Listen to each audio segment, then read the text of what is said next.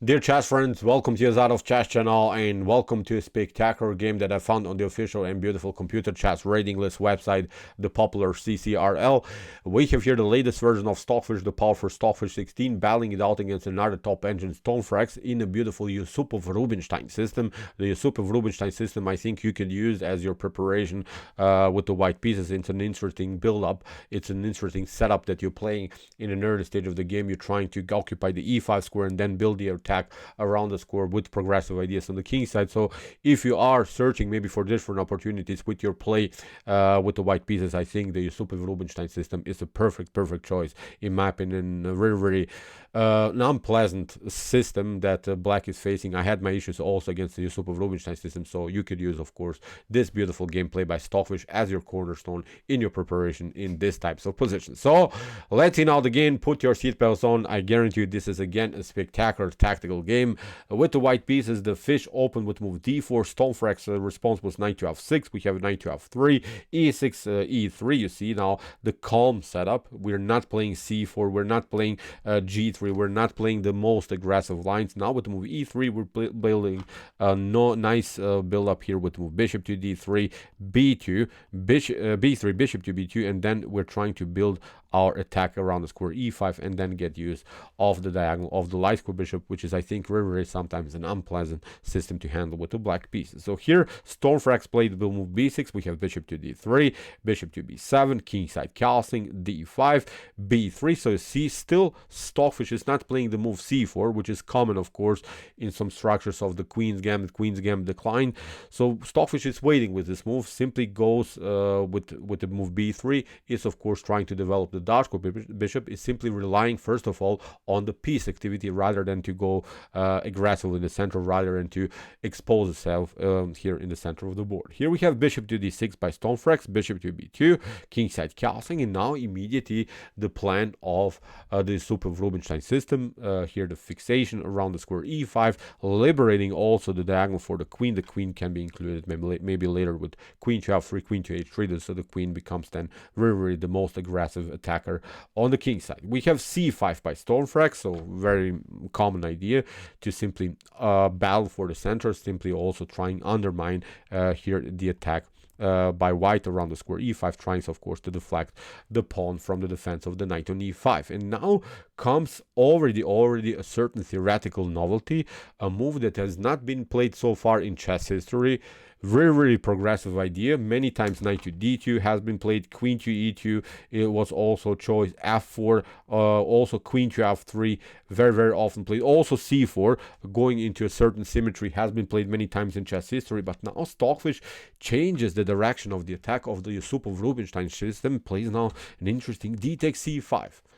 Plays basically in black's direction, is saying show me what you got around the square e5, I will take it out. Okay, maybe my knight is not supported, but at least I gain the tempo, which is I think a very important thing here to say in this progressive attacking ideas by Stockfish. Getting a tempo, now black has to react. After b takes c5, Stockfish plays now the move f4. Now with the idea to play rook to f3, rook to h3, queen to f3, queen to h3, so including now the heavy artillery into the attack on the king side, because the bishops are already very strong. The knight is very powerful in the center of the board. The only piece that needs maybe to be included into the attack is now the knight on b1. We have knight to c6 by Stormphrax, we have knight to d2, and knight to b4, and Stockfish makes immediately this huge decision with this very aggressive move, rook to f3.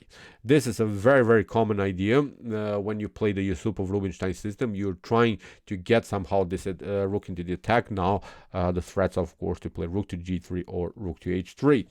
What should black do? In the game c4 was played, but even if you take out now this very annoying bishop on d3, then it still gets tricky. Look at this, we play c takes d3. Now black cannot occupy actually the e4 square, which black I think would love to play. Black would love to play also sort of a outpost by the knight on e4.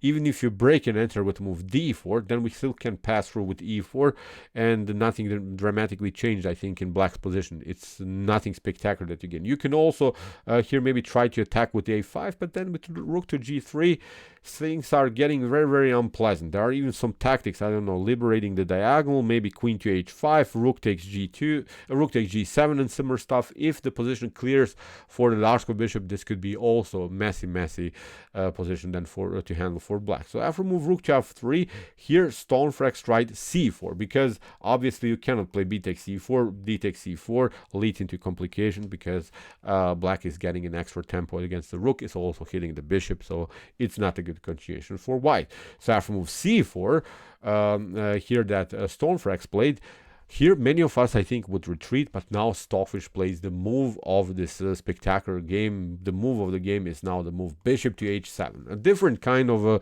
Greek gift tactic, a different kind of a Greek gift tactic that we have seen many times when the knight is not on f6, when the knight is deflected from the square h7. But now what should black do? Actually, I think here I've analyzed now this position with my Stockfish engine at home. The best way is here to proceed with knight takes h7 instead of king takes h7. Here king takes h7 has been played by Stormphrax.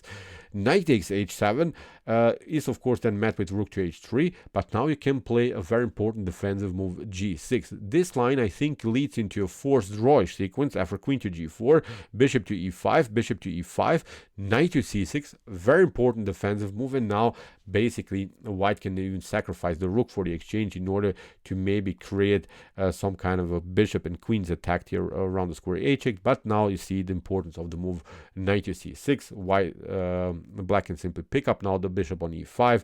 You can of course build a queen and rook battery, but now we can even retreat. You can deliver a check, you can also deliver a check, but you can only deliver perpetuals here with queen to g5, queen to h6. Nothing dramatically can happen. I think this should be very, very a thematic draw. So although this attack you see by Stockfish is very aggressive, we want to know of course also defensive ideas here for black.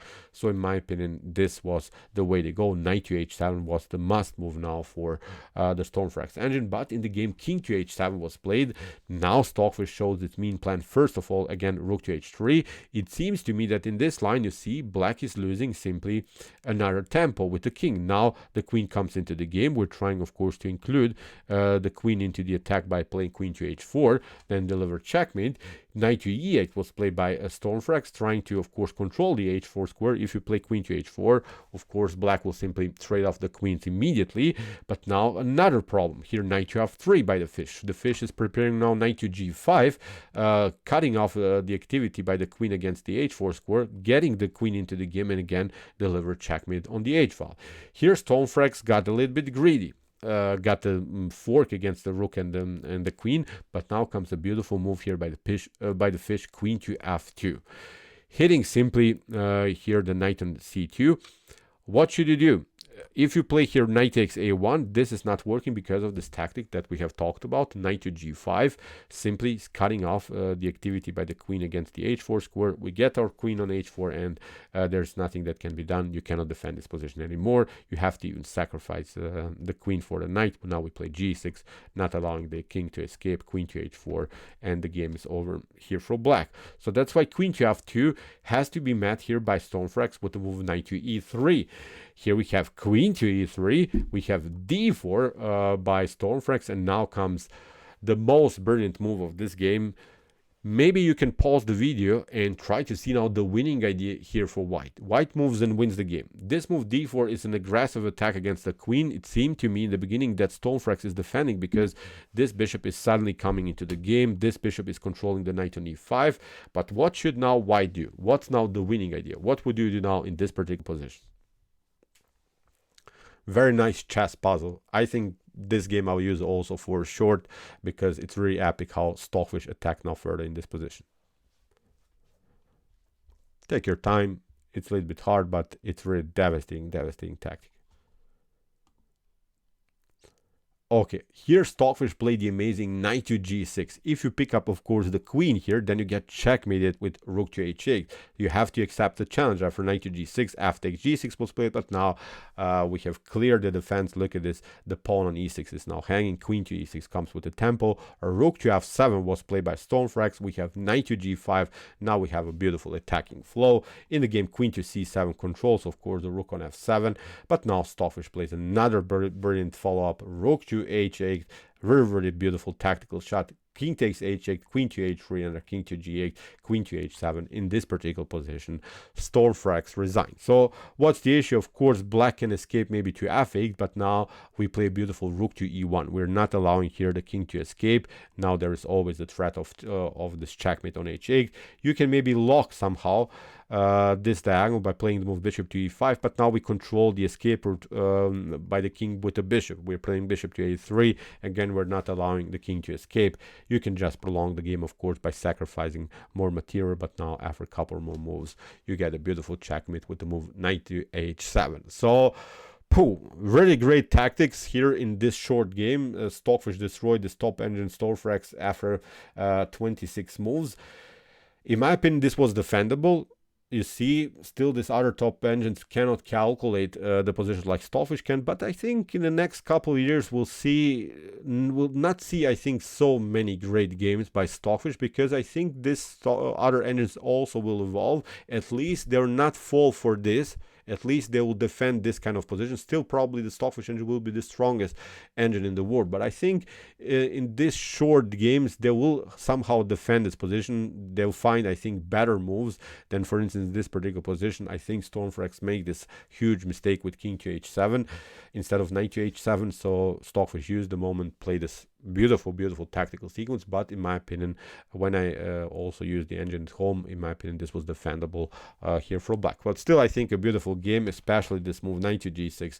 This was a beautiful stunning tactic, very a beautiful chess puzzle for the end of the spectacular game. So okay, I hope that you enjoyed this game. I really enjoyed it a lot. If you want to see more spectacular tactical and brutal positional games here played by Stockfish and also by some other top engines, check out our Combat Chess Games played by Computer series. Here's the link of our playlist, and if you like this content, hit the subscribe button. What do we say at the end? Chess is the best, of course.